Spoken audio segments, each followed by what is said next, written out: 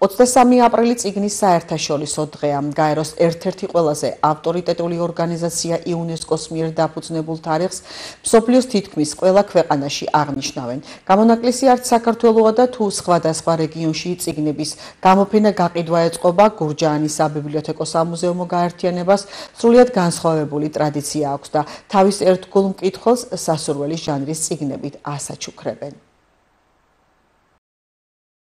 დღეს, როგორც მოგეხსენებათ, გახლავთ 23 აპრილი, რომელიც არის წიგნის საერთაშორისო დღე და დღევანდელ დღესთან დაკავშირებით გურჯაანის საბიბლიოთეკო და სამუზეუმო გაერთიანება ესეთი გადავწყვიტეთ, რომ ჩვენი ბიბლიოთეკების ქსელის, ჩვენს გაერთიანებაში მყოფ ბიბლიოთეკების ერთგულ მკითხველისთვის საჩუქრად გვეჩუქებინა წიგნი და დღევანდელი ეს ღონისძიება იყო ერთგვარად ესეთი საპილოტე, რადგან ჩვენ ასევე მოვისმინეთ მათი აზრი. მკითხველები იყვნენ როგორც უფროსი ასაკის, ასევე სკოლის მოსწავლე და აბიტურიენტები და ესეთი საჩუქრად სხვადასხვა ჟანრის, სტილის და ავტორის წიგნის ჩუქების შემდეგ ჩვენ ასევე გვქონდა ლიტერატურული სახალისო ვიქტორინა, სადაც ასევე შეეძლოთ მონაწილეებს დამატებით საჩუქრად წიგნების მიღება და აქაც ახალგაზრდებმა იაქტიურეს.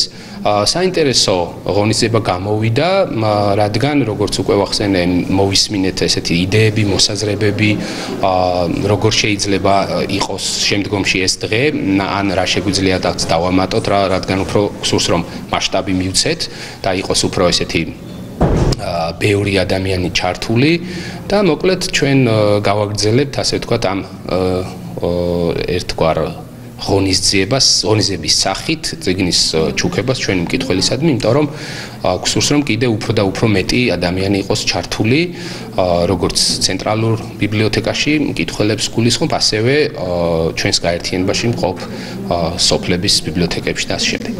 ძალიან კარგია გენაცვალე, მეც ზეღან სიტყვაშიც გამოვედი, ეს არის ახალგაზრდობის მიზიდვა. რომ წიგნი შეიყვარონ ისე, როგორც ადრე უყვარდათ, ეხლა სულ ტელეფონებში და TikTok-ებში არიან.